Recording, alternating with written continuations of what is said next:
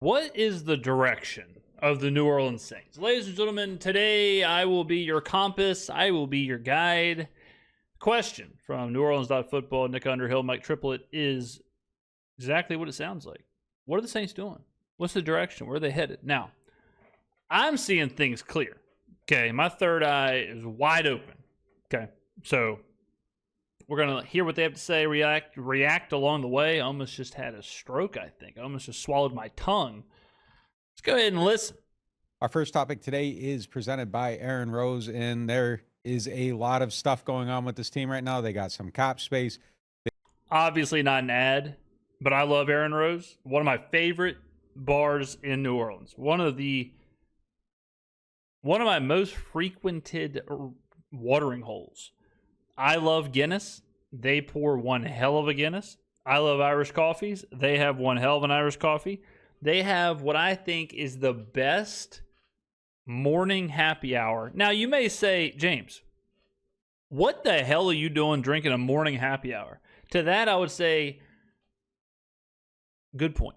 But their morning happy hour is badass. It's like 10 a.m. to 2 p.m., something like that. It's like $3 mimosas, $3 screwdrivers, $3 Bloody Marys. I mean, what more do you need, really? And they got TVs. You can watch the game. Great setup. So shout out Aaron Rose. I might need to do a damn sponsorship now that I'm talking. They went and got Brandon Cooks. They've added Justin Reed. It's kind of a little bit of a confusing puzzle to put together as far as what the direction of the team is. What does the story say to you? I'll answer first. All right. It's only confusing, or it can be confusing. It's not only, but it can be confusing if like you look at the NFL, you look at teams, you look at roster building, you look at whatever through the lens of like a binary choice, right? Like just it's either this or it's either that. Like a team is either trying to win or they should be trying to rebuild. That's not really a thing. And there's a lot of gray area. There's a lot of in between. There's a lot of, well, you could, try and kind of do both. And I think the Saints are a great example of a team trying to do both, where they're not fully tearing it down and rebuilding. They have some decent players. They have some bright spots on the roster. They obviously need help at other positions. So their thought is, well, let's try and make some wise value adds through free agency, like Justin Reed, like Brandon Cooks, whatever. Simultaneously try and get better, younger, cheaper through the draft and keep things afloat enough to where we may be able to sneak in, win a division, get a playoff game, something like that. That's what's happening. Like these Saints are cutting the cap and trying to get things better financially. The Saints are getting younger. The Saints are, and they do have signs of a rebuild, but they also have good players in certain positions. They also probably can be competitive in a weaker division. So I would say the Saints are doing a little bit of column A, a little bit of column B, 65% rebuild. That's why I call it a renovation. They are renovating the house whilst living in it, is what they're doing. That's the best way to put it. Instead of gutting the house and completely rebuilding, they're just renovating. They're using it. They're living in it. It's not a mess, but there's improvements to be made. That's what they're doing.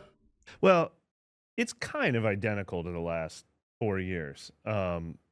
Dipping into free agency a little bit with some minor spends in tiers 2 and 3.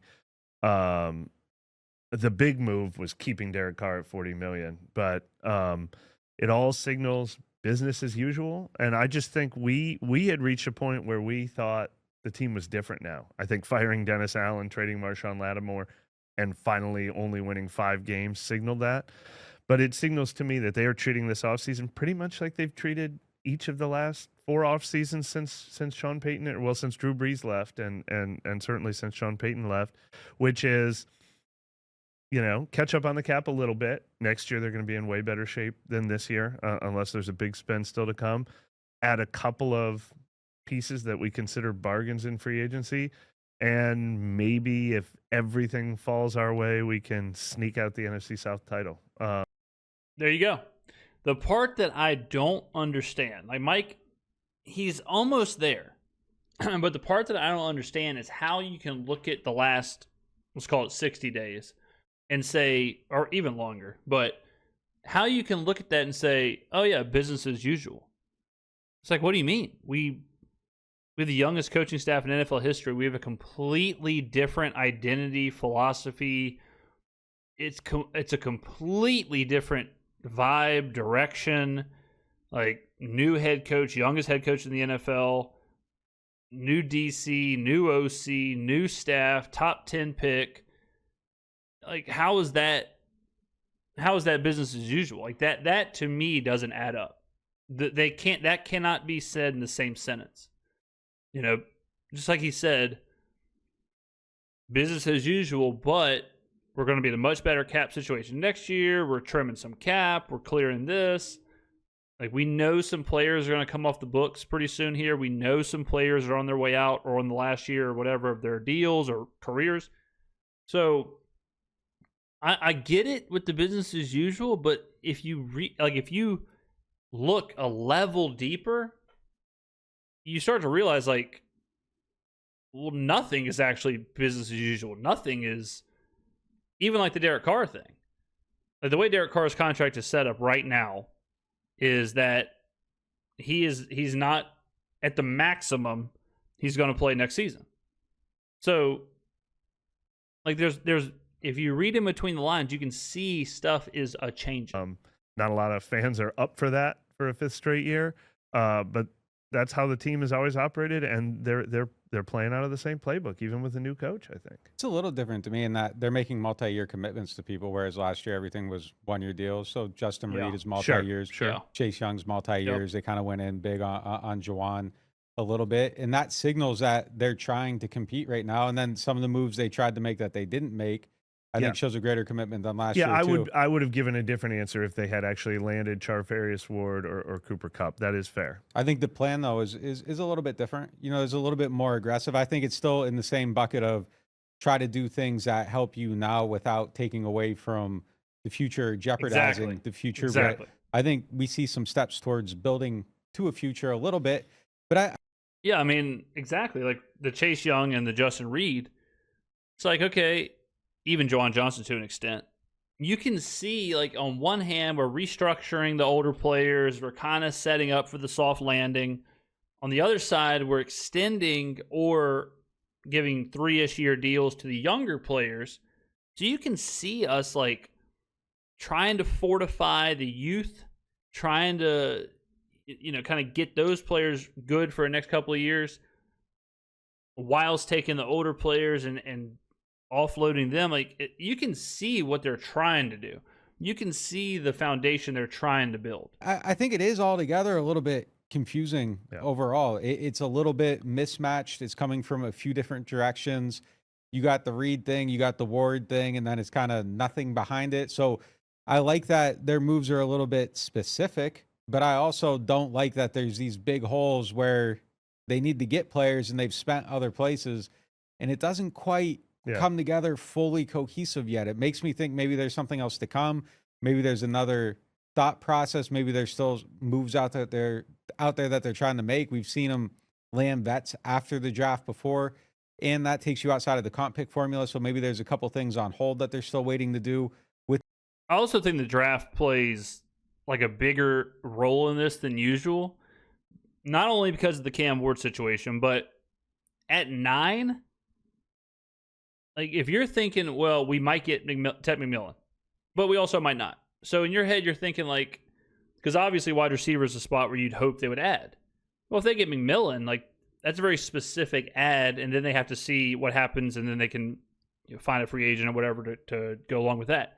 Mason Graham, like, if they take Mason Graham, say, okay, that's way different than if you take Ashton Genty, which is way different than if you take Tyler Warren. Like, this draft is just so unique where, and let's just remove the Cam Ward thing, because that is such a black swan event. That's such a one-off, like, it's so franchise breaking. It's so, you know, you can't even talk about it. But it is not crazy to think they could get some combination of Ted McMillan, Ashton Genty, Mason Graham, Shamar Stewart, like you could throw Jalen Walker, Jod Campbell, like all these guys are in their own right awesome and kind of like a foundational piece of a defense or offense, depending on who gets drafted.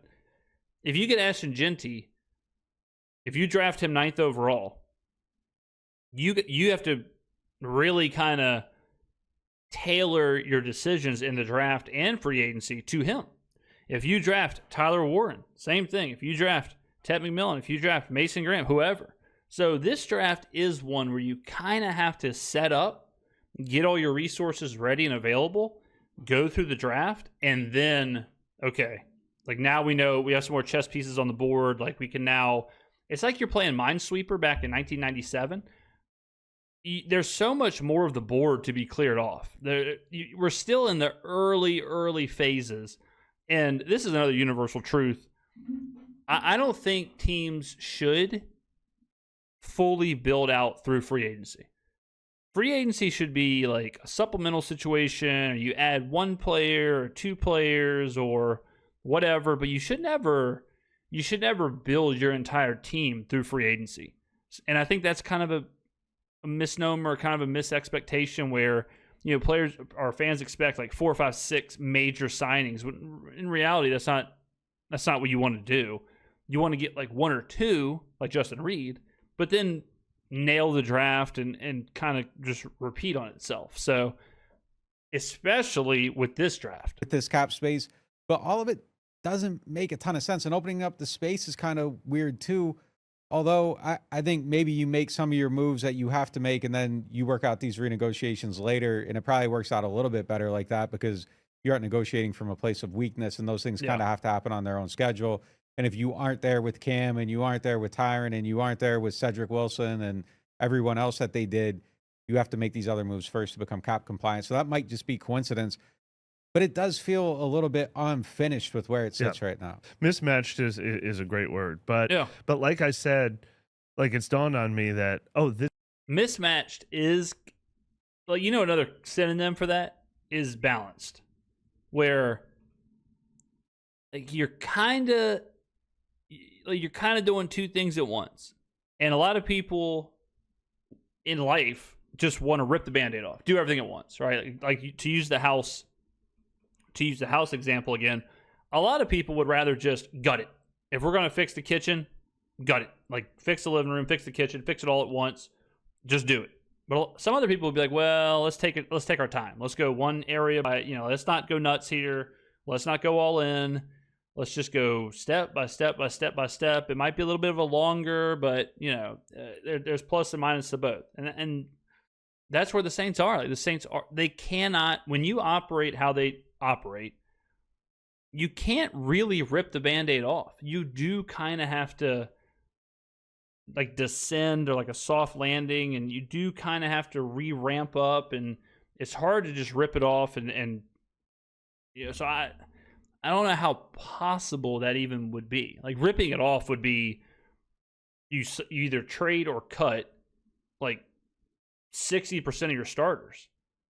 But then you'd have to sign players, and then like, how do you do that? You know what I mean? So I don't think that's really possible. This is just what they always do, and I don't disagree with it. They've always been fairly aggressive in free agency, but they're always targeting values. That Jarris Bird thing that now happened 12 years ago, it was an outlier. And then Derek Carr obviously fits into that mold too, a very, very aggressive swing. But they are usually a team that tries to supplement with 2 or 3 values they find in free agency. Yeah. The thing that stands out to me is they're just not acting like this offseason is different. And I'm shocked that they aren't acting like this offseason is different. I think the state of this team is so blatantly different than it's been in a long time. I mean, they showed us they knew that by firing Dennis Allen and hiring Kellen Moore, but they have not showed us that they recognize that in their team building.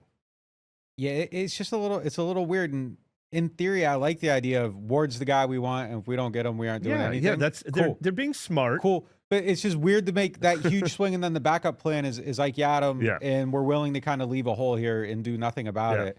It's like, well, wait a minute. These are 2 very drastically different approaches. But if you approach them strictly from a value proposition, then it's really kind of not. Where, like, if we're going to talk math here for a second and think about sports betting or think about like blackjack or something or just any kind of betting. But if you like, I know a lot of bettors who on a Sunday full NFL slate, they're like, all right, I'm trying to find I'm just going to make numbers up because it doesn't matter anyways. But they're like, I'm trying to find a 3.8% expected value play. And it's like, I'm looking at one that's like 3.1, it might get to 3.4, and then it drops and they don't make the play. And a lot of them will say like, so I don't have any bets. And it's like, well, you're not going to bet on anything? And it's like, no, that was what I was trying to do. I was trying to do that one thing, trying to find 3 point whatever or higher, or I'm not doing anything. And that's how the Saints kind of approach free agency, where they look at these value adds like, we believe it equals blank amount of value. They're interested in the value. They're not interested in the position. They're not interested in, well, we have to have a tier 2 cornerback. They're just saying we have to extract that value. Well, if we can't, then whatever. Like, if we can't, then we'll find, wherever we see value. In this one, it was Isaac Adams. So when it can get confusing, because then you're thinking like, well, if you just swung on the a tier 2 cornerback and didn't get him, how do you drop from that to like a tier 5 cornerback?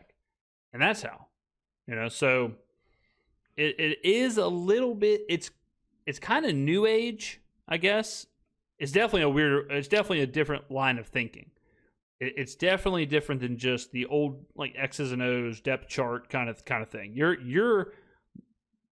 They almost approach the players as like numbers or like formulas or like algorithms, and they're trying to, which kind of is like, it's a very sabermetric kind of situation. It's a very Moneyball type situation where player X is player X with the value algorithm. They're not Charvarius Ward. They're just player X. So it's I can definitely see where it is confusing if you see it like that. Isn't there a middle lane here? If you're going to sign these guys and try to compete, shouldn't you try to compete at all spots? It feels a little bit unfinished, but I guess we got to see all you the can get pieces yourself come in together. a lot of trouble in free agency if you're like, we love Charvarius Ward. We've always had high grades on him. We think he's awesome. Damn, he picked the Colts. All right, let's spend $18 million on some other guy. Like, yeah, the next guy, the next best cornerback. Right, like that's the worst way to do it. But that's what happens if you are doing it the way the opposite of how I'm talking. If you're doing it by position, name, value, all that stuff, then it's like, well, we didn't get Charvarius Ward, who's the number 1 cornerback. We have to overspend on the second cornerback. Like that's the worst possible way to do it. You shouldn't do that. So I'm glad they didn't do that. But as a result, this is a pretty underwhelming free agent class for sure. Yeah. It isn't even necessarily the panic move, though. It just feels like you need another corner, and you don't have another corner. Yeah. And if you're going to spend on the safety and you're going to try to win, and you're willing to allow holes, like allowing holes says we're not going to go all in to win, but signing a top 20 safety says we're going to go all in to win. And you're telling two different stories here. You are. And you aren't filling out on offense. You're kind of leaving some holes different places. So what is it? I will give you another metaphor. Pretend you're at a restaurant and you're looking at the menu and you're like, I'm really leaning on the chicken. I'm really leaning on getting the chicken because the chicken is half a chicken for $17, which means that it's probably the best deal and you could probably get this. And if you add the side, then the chicken is the best deal. And let's say you're sitting there thinking about it and they're just like, man, I'm really leaning on the chicken. And then the waiter comes up and you end up ordering like the fish. And it's like, what just happened? You were on the chicken. How'd you go all the way to the fish or soup or something? Like how'd you go so far away? And it's like, well, it wasn't the value that I wanted. So that's it. It's like, if you wanted meat, like why didn't you get the veal or something or the beef? It's like, well, it wasn't really about the actual dish. It was more about the value that I was getting by getting the chicken.